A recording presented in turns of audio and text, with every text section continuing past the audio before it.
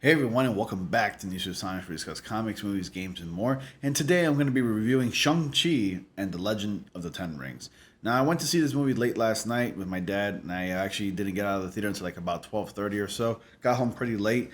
Was really tired. I couldn't really do the review because I had to work really early the following day. Today being.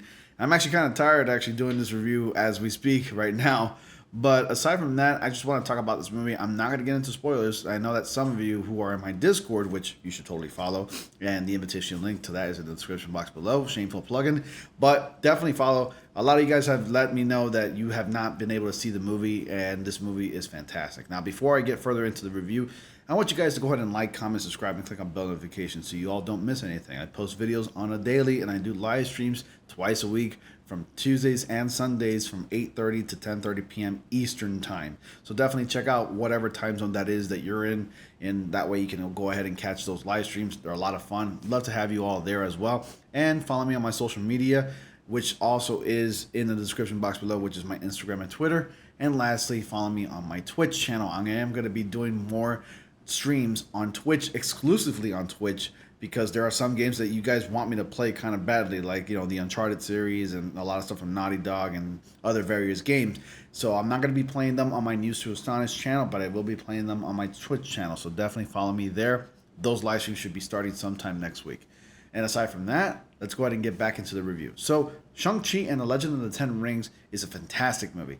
It's directed by, I forgot his name, I think it's Daniel Destin or something like that. I can't remember his name, and I'm sorry if I'm butchering it. But it stars Simu Liu, Tony Leon, and Aquafina. Now, these people are fantastic in their roles. Simu Liu plays Shang-Chi, the title character, and Aquafina plays this best friend, kind of like comedic relief kind of character. Now, a few things before I get into like the good. First off, I just want to get over with and talk about like the bad, or I guess some of the minor problems or gripes that I really had with this movie. Now, if you've watched other content creators talk about this film, a lot of them will tell you that maybe towards the middle there were some pacing issues where it kind of dragged, it kind of slowed down, it was a little boring.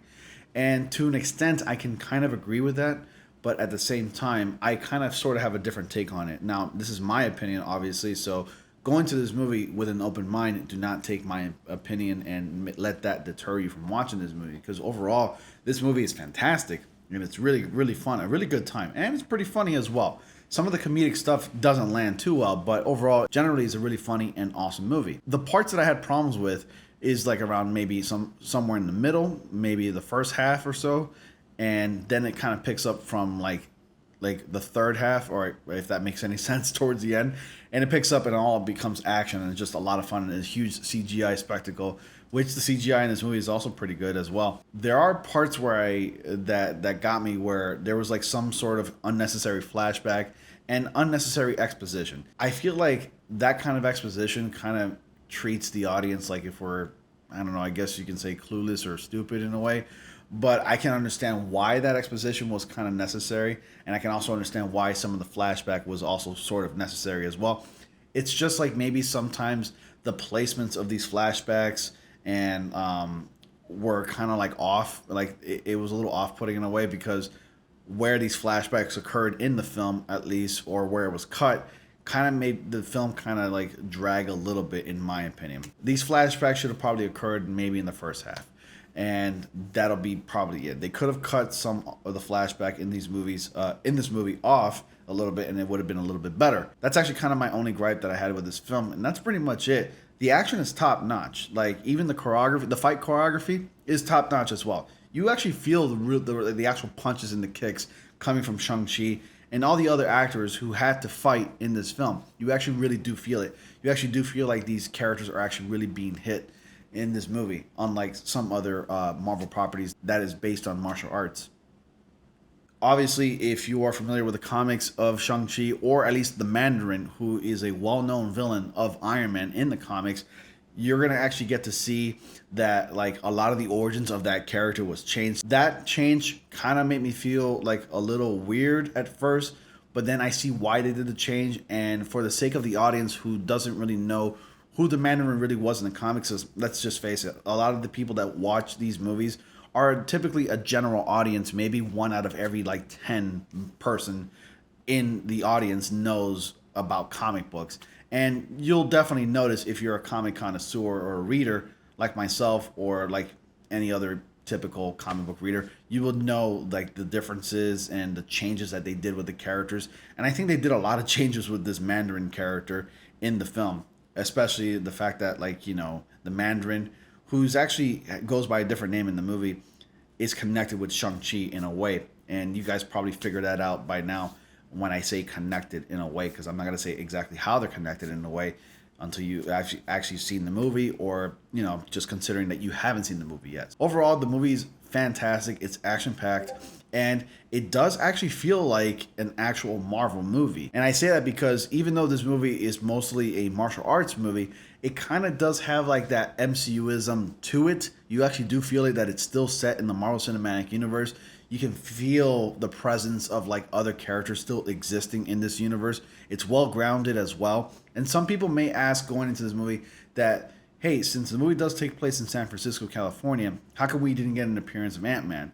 Well, it's kind of hard to say as to why we didn't get an appearance from Ant-Man, but they kind of wanted to make this movie feel kind of well grounded and kind of its own thing while still being connected to the large, you know, MCU basically. And I guess you can say that maybe Ant-Man wasn't available, or he was on doing his own thing on his own mission, or maybe Ant-Man and the Wasp: Quantumania is probably taking place coincidentally with, like, you know, Shang-Chi and the Legend of the Ten Rings. So you can actually craft up any theory you like.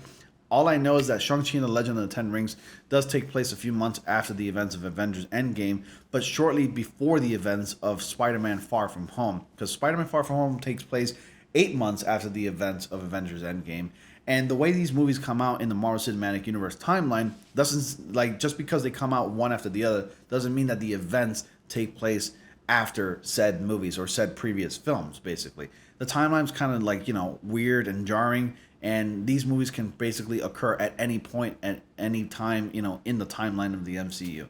So anyways, that's pretty much it. Overall, I had a great time with Shang-Chi and the Legend of the Ten Rings, besides that minor criticism I have about how the movie kind of dragged a little bit in the middle or so. Some of these flashback and exposition sequences wasn't really necessary, or like it was just odd placements of like these exposition sequences and flashback sequences.